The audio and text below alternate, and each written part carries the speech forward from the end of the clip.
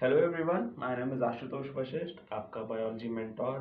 I hope कि आप सब लोग बहुत हेल्दी होंगे, हैप्पी होंगे और अपनी पढ़ाई अच्छे से कर रहे होंगे। उसी पढ़ाई के इस सिलसिले को आगे बढ़ाने के लिए आज मैं आपके लिए लेके आया हूँ बायोलॉजी का एक बहुत इम्पॉर्टेंट टॉपिक, जो है डबल सर्कुलेशन इन ह्यूमंस। आपको पता हो, हर चैप्टर में एक ना एक टॉपिक ऐसा होता है ना जो उसका जेस्ट होता है, मतलब उसकी सोल होता है। और उन वाले जो टॉपिक्स होते हैं ना, उससे एग्जाम में क्वेश्चन बनता ही बनता है। पर ये भी एक ऐसे टॉपिक है जिसका नाम है डबल सर्कुलेशन इन ह्यूमंस। तो इस चैप्टर का मेरे हिसाब से तो ये सबसे ज़्यादा इम्पोर्टेंट टॉपिक है, क्योंकि हर साल, ऑलमोस्ट हर साल इससे क्वेश्चन आता ही आता है। तो एग्जाम पॉइंट ऑफ व्यू से भी, लाइक बोर्ड्स के एग्जाम और कंपटीशन पॉइंट ऑफ व्यू से भी, तो इसको हम समझते हैं। डबल सर्कुलेशन का मतलब क्या है कि जो सर्कुलेशन हो रहा है वो दो बार हो रहा है। बट ये अपने आप में ही ना बहुत वेग सी एक डेफिनेशन हो गई कि दो बार सर्कुलेशन हो रहा है, मतलब क्या, क्यों दो बार की क्या जरूरत है, एक बार से काम नहीं चलेगा क्या? तो इसको ना ऐसे समझते हैं। और सर्कुलेशन हो कहाँ पे रहा है ये? तो ये बात करता है आपके हार्ट की। तो suppose this is your heart, और हम बचपन से पढ़ते आ रहे हैं हार्ट के अंदर 4 चेम्बर्स होते हैं। कितने चेम्बर्स होते हैं? 4। 1 2 3 4। ये हार्ट है, इसके 4 चेम्बर्स मान लो। तो डबल सर्कुलेशन में क्या होता है कि जो भी ब्लड हार्ट से फ्लो होगा, हमारी पूरी बॉडी में ब्लड का ब्लड की पंपिंग के लिए जो मेन ऑर्गन है वो कौन सा है? वो हार्ट है। ब्लड सबसे पहले हार्ट में आता है, पंप होता है, फिर वहाँ से वो पूरी बॉडी में जाता है, आपकी लंग्स में, किडनी में, और आपके सारे मसल्स में, टिश्यूज में। तो सारा ब्लड एक बार हार्ट से होके जाएगा, लेकिन एक बार नहीं जाएगा, वो दो बार होके जाएगा। एक बार वो लेफ्ट साइड से जाएगा in form of oxygenated blood, और एक बार राइट साइड से जाएगा in form of deoxygenated blood. अच्छा, ये ऑक्सीजनेटेड ब्लड क्या होता है और डीऑक्सीजनेटेड ब्लड क्या होता है, इसको भी हम आगे समझेंगे। अभी सबसे पहले हम समझते हैं हार्ट को। हार्ट का स्ट्रक्चर कैसा है, क्योंकि स्ट्रक्चर को समझोगे ना तभी डबल सर्कुलेशन समझ में आएगा। हार्ट को हमने डिवाइड किया है 2 पार्ट्स में। एक है इसका left part, left side of the heart, और एक है right side of the heart. अच्छा, आप अभी स्क्रीन पे देख रहे होगे तो आपकी राइट हैंड की साइड के सामने वाला यहाँ पे लेफ्ट दिख रहा होगा, है ना? बट इसको ना ऐसे कंफ्यूज मत होना कभी। सिंपल ट्रिक है, आपका जो लेफ्ट हैंड है वो हार्ट के लेफ्ट साइड, वही आपका हार्ट का लेफ्ट साइड होगा। जो राइट हैंड है वही हार्ट का राइट साइड होगा। और लेफ्ट साइड में हमेशा ऑक्सीजनेटेड ब्लड फ्लो करता है, और राइट साइड में हमेशा डीऑक्सीजनेटेड ब्लड फ्लो करता है। तो ये हार्ट का लेफ्ट और राइट पोर्शन में सेग्रीगेशन हो गई, क्लासिफिकेशन हो गई। अब ये जो हार्ट है उसको हम डिवाइड करते हैं अपर और लोअर साइड के हिसाब से भी। जो ऊपर वाली साइड होता है, ये वाले चैम्बर्स को हम बोलते हैं एट्रियम। अच्छा, कहीं कहीं एट्रिया लिखा होगा, ये कुछ डिफरेंस नहीं है। एट्रियम सिंगुलर होता है, और जब मल्टीपल की बात करते हैं तो वो एट्रिया हो जाता है। और जो नीचे वाली साइड होती है वो होते हैं वेंट्रिकल्स। ठीक है, अब इनका काम सुन लो। जैसे लेफ्ट का था ऑक्सीजनेटेड ब्लड, राइट का था डीऑक्सीजनेटेड ब्लड, ऐसे ही जहाँ एट्रियम की बात होती है ये करता है ब्लड को एक्सेप्ट, और जो वेंट्रिकल होते हैं ये कराते हैं ब्लड को लीव। तो इसको ऐसे याद रखो, वीई, लास्ट में वी आ रहा है, लास्ट और शुरू में वी आ रहा है, तो वेंट्रिकल से लीव होगा, और ए से एक्सेप्ट, ए से एट्रियम। तो ये एक्सेप्ट मतलब जब भी ब्लड एंटर करेगा हार्ट में तो वो एट्रियम के थ्रू होगा। ऑक्सीजनेटेड ब्लड जब एंटर करेगा तो वो यहाँ पे एट्रिया में करेगा। डीऑक्सीजनेटेड जब एंटर करेगा वो इधर एट्रिया में करेगा। उसकी वजह वो लीव करे, एट्रिया से ब्लड ट्रांसफर हो जाता है वेंट्रिकल में, और दोनों वेंट्रिकल से ब्लड हो जाता है लीव। ठीक है। अब इनकी नेमिंग कैसे होती है, हर एक चैम्बर का अलग अलग नाम है। यहाँ पर तो मैंने 1 2 3 4 लिख दिया, लेकिन 1 2 3 4 ऐसे नहीं होता है। अब नेमिंग, अगर ये इतना आपको समझ में आया, नेमिंग आप कर लोगे बहुत आराम से। जैसे सेकंड चेम्बर की हम बात करते हैं, ये लेफ्ट साइड प्रेजेंट है और ये एट्रिया है, वेंट्रिकल है, ऊपर वाली साइड है एट्रिया है, तो इसका नाम हो जाएगा लेफ्ट एट्रियम। मैं शॉर्ट में लिख देता हूँ LA। ये जो फर्स्ट वाला है ये राइट साइड प्रेजेंट है और एट्रियम है, दिख रहा है, ये जो ऊपर की साइड है ये हो जाएगा राइट एट्रियम। अब इनकी बात करते हैं, 4 लेफ्ट साइड प्रेजेंट है और नीचे है, ये हो जाएगा लेफ्ट वेंट्रिकल और सिमिलरली ये हो जाएगा राइट वेंट्रिकल। ठीक है, हार्ट आपको समझ में आ गया होगा इसका स्ट्रक्चर कैसे है। अब डबल सर्कुलेशन समझने के लिए हार्ट के अलावा हमें समझना पड़ता है ब्लड वेसल्स को भी। जल्दी से ब्लड वेसल्स को भी समझ लेते हैं और उसके बाद हम फिर एक कॉन्सेप्ट देखेंगे कि डबल सर्कुलेशन में एक्चुअली होता क्या है।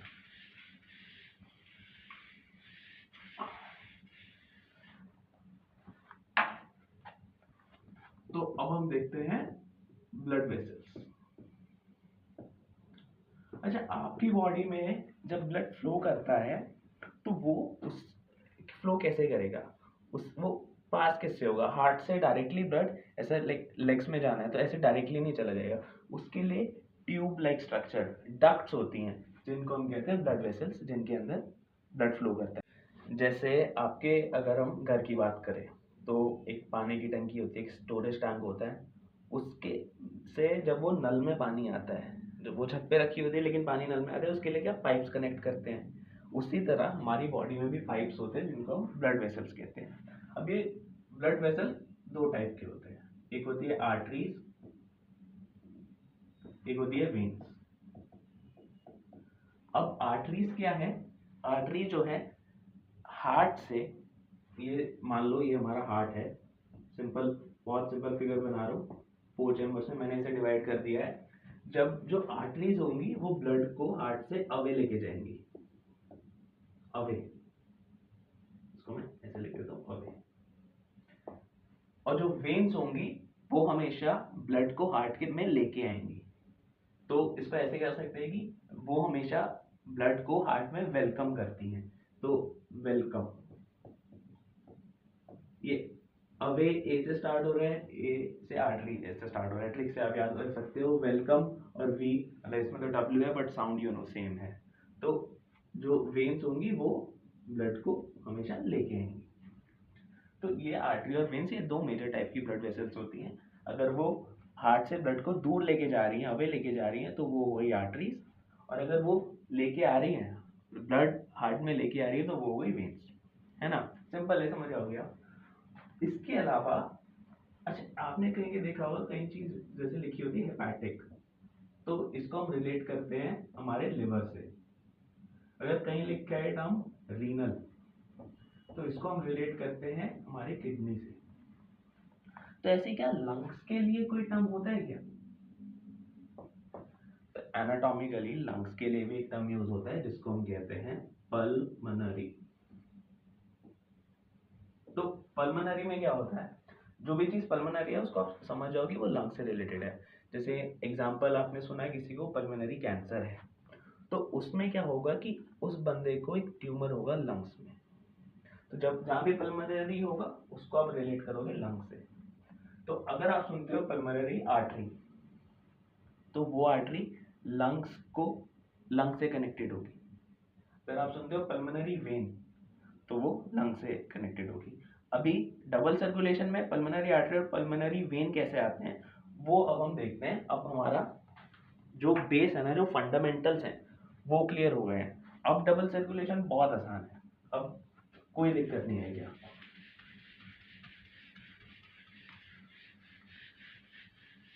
यहीं पे मैं आपको ऑक्सीजनेटेड और डीऑक्सीजनेटेड ब्लड का कॉन्सेप्ट भी समझा दूंगा। तो ऐसे शुरू करते हैं। सेंट्रली एक हार्ट होता है जिसके 4 चैम्बर्स होते हैं।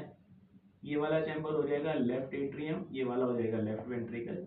Left side oxygenated blood flow करेगा। ये होगा राइट एट्रियम, ये होगा right ventricle, right side deoxygenated blood flow करेगा। ऑक्सीजनेटेड ब्लड को मैं O2 लिख देता हूँ, डीऑक्सीजनेटेड ब्लड को DO2 लिख देता हूँ। अच्छा, अब ऑक्सीजनेटेड और डीऑक्सीजनेटेड ब्लड क्या होता है वो समझो। मान लो ये हमारे लंग्स हैं, लेफ्ट लंग है, ये हमारे लंग्स हैं, और यहाँ पे मान लो कोई बॉडी पार्ट है, कोई बॉडी टिश्यू है या मसल है, कोई बॉडी ऑर्गन है, कुछ भी है। तो क्या होगा, इसको फंक्शन करने के लिए ना इसमें रेस्पिरेशन होगी, इसको एनर्जी चाहिए काम करने के लिए, इसके बहुत सारे मेटाबॉलिक फंक्शंस है, वो इसको कंडक्ट करें। जैसे इसको मैं बॉडी पार्ट लिख देता हूँ यहाँ पे। तो इसको चाहिए ऑक्सीजन। अब ऑक्सीजन अब डायरेक्टली तो लेता नहीं है ये, जैसे मेरे पैर अभी मूव कर रहे हैं तो मसल्स में स्ट्रेचिंग हो रही है और मसल्स काम कर रहे हैं बेसिकली। तो अब क्या होगा कि मसल्स डायरेक्टली ऑक्सीजन नहीं ले रहे हैं एनवायरनमेंट से, जो लंग्स हैं वो एनवायरनमेंट से ऑक्सीजन ले रहे हैं और वो उन मसल्स को या बॉडी पार्ट्स को ट्रांसफर कर रहे हैं। और वो किसके थ्रू हो रहा है, ऐसा नहीं है कि कोई पाइप या कोई वॉल्व कनेक्ट है डायरेक्टली जो लंग से बॉडी पार्ट को ऑक्सीजन प्रोवाइड कर रहा है, वो हो रहा है थ्रू ब्लड। जैसे ब्लड अगर लंग से फ्लो हो रहा है तो लंग्स क्या करेंगे, एनवायरनमेंट से ऑक्सीजन लेंगे और ब्लड में डाल देंगे, तो ये ब्लड हो जाएगा डीऑक्सीजनेटेड, वो सॉरी ऑक्सीजनेटेड। तो ये ऑक्सीजनेटेड ब्लड हो गया, क्यों, इसके अंदर O2 आ गई है। और तो ये ब्लड वाया हार्ट जाएगा और फिर हमारे बॉडी पार्ट्स पे पहुंच जाएगा। अभी बॉडी पार्ट के पास पहुंच गया तो बॉडी पार्ट में क्या हुआ, इसने ऑक्सीजन को ले लिया अपने अंदर। अब इस ऑक्सीजन को ये यूज करेगा रेस्पिरेशन और इसकी जो भी मेटाबॉलिक एक्टिविटीज है उसके लिए से एनर्जी चाहिए, तो O2 ये लेगा और CO2 रिलीज कर देगा। CO2 जनरेशन होता है जब भी कोई मेटाबॉलिक एक्टिविटी होती है, और मेनली जब रेस्पिरेशन होता है तो CO2 रिलीज होती है, उस CO2 को ये ब्लड में रिलीज कर देगा। ब्लड में से O2 चली गई, उसमें CO2 आ गई, तो ये ब्लड हो जाएगा डीऑक्सीजनेटेड।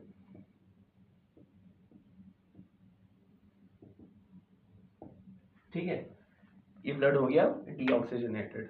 तो ऑक्सीजनेटेड ब्लड और डीऑक्सीजनेटेड ब्लड अब आप समझ गए कैसे बनता है। ये डीऑक्सीजनेटेड ब्लड पहुंचेगा वाया हार्ट ही पहुंचेगा, ये हार्ट से होकर ही जाएगा। जैसे ऑक्सीजनेटेड ब्लड हार्ट से होके ही आ रहा था, और इसलिए हम बोलते हैं डबल सर्कुलेशन, क्योंकि एक बार ऑक्सीजनेटेड ब्लड हार्ट से होके जा रहा है, फिर एक बार डबल ऑक्सीजनेटेड ब्लड हार्ट से होके जा रहा है।